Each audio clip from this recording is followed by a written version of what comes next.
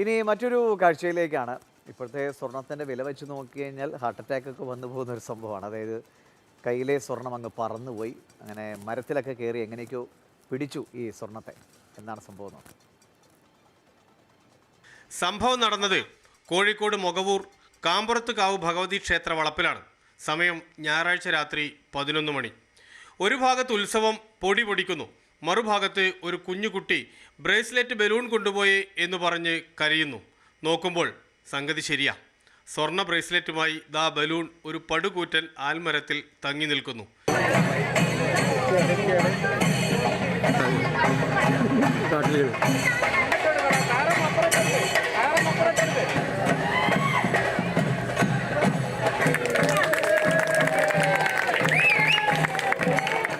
എന്താണ് ഉണ്ടായത് എന്നല്ലേ?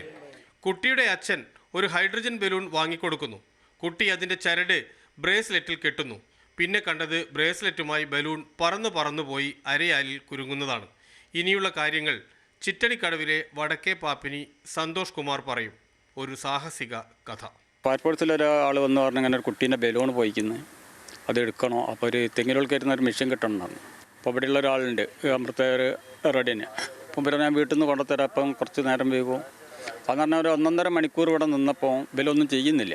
അപ്പോൾ ഇതിൻ്റെ ആളുണ്ട്, ഈ പോയ കുട്ടീൻ്റെ അച്ഛൻ്റെ പൈസാക്ക്. പോകാൻ പറഞ്ഞു നിങ്ങൾ ഇങ്ങനെ കളിക്കുകയാണ്, ഇത് കാറ്റിന് പറന്നു പോകും, എന്താ ചെയ്യാൻ പറ്റുമെങ്കിൽ ചെയ്യ്, ഞങ്ങളിവിടെ ഇങ്ങനെ നിൽക്കില്ല.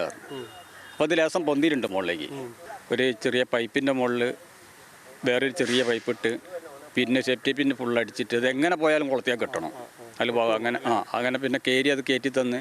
അപ്പം നോക്കുമ്പോൾ ബലൂണിൻ്റെ മേലെ നൂലിൻ്റെ മേലെ ബേസിലേക്ക് തൂങ്ങി കിടക്കുന്നുണ്ട്. കുട്ടി കുളത്തയക്കാൻ നോക്കി എന്തോന്നാണ് അത് പറന്നു പോയതാണ്. അപ്പോൾ അത് എന്ത് ചെയ്ത് പിന്നെ ഞാൻ കയറി മെല്ലെ ചുറ്റുമ്പോൾ അത് പിന്നെയും മുകളിലേക്ക് പോയി. അപ്പോൾ പിന്നെ എന്തോ ഒരു ഭാഗത്തിന് പിന്നെ ചിറ്റിയിട്ട് മെല്ലെ വലിച്ച് കൊണ്ടുവന്ന് കിട്ടി. അത് കിട്ടിയത് ഞാൻ പൊട്ടിച്ച് കീശയിലിട്ട് ബാക്കി അങ്ങോട്ട് ഒഴിവാക്കി.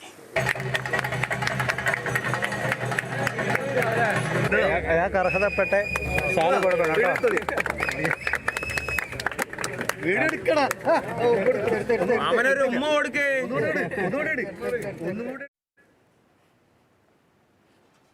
സി കെ വിജയനുണ്ട്. സി കെ അവനൊരു ഉമ്മ കൊടുക്കുന്നതാണ്. ഈ ഇപ്പോഴത്തെ സ്വർണത്തിൻ്റെ വില ആലോചിച്ചാൽ അവിടെ നിന്നവരൊക്കെ എൻ്റെ ഭഗവതി എന്ന് ശരിക്കും ഉള്ളിൽ തട്ടി വിളിച്ചു പോയി കാണും അല്ലേ?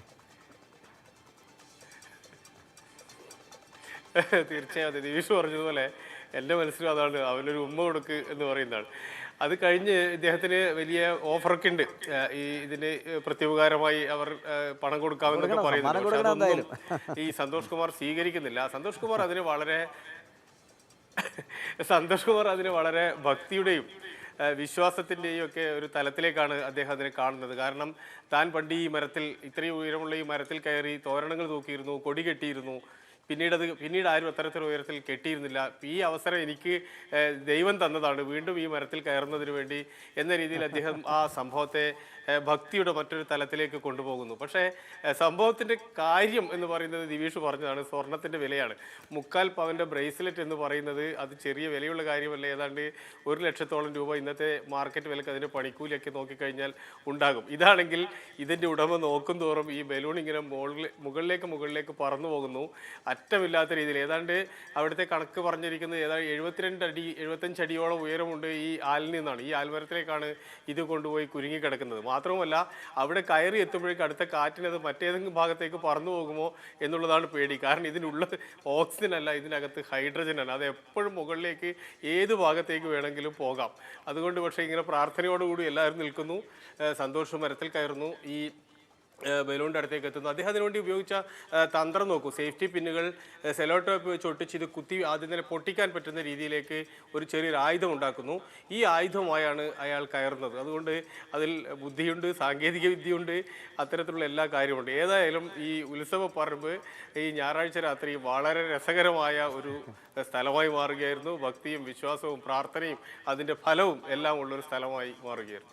എന്തായാലും സന്തോഷമായിട്ടും വീണ്ടും മരത്തിൽ കയറാനുള്ളൊരു നിയോഗമായിട്ട് കണ്ടെങ്കിൽ ആ കുട്ടിയുടെ അച്ഛനും അമ്മയൊക്കെ ദേവി എന്ന് പറഞ്ഞ് ശരിക്കും വിളിച്ചിട്ടുണ്ടാവും. ഒരു വഴിപാട് കൂടി ഇട്ടുണ്ടാവാനാണ് സാധ്യത. ശരി ശരി, കാണാം.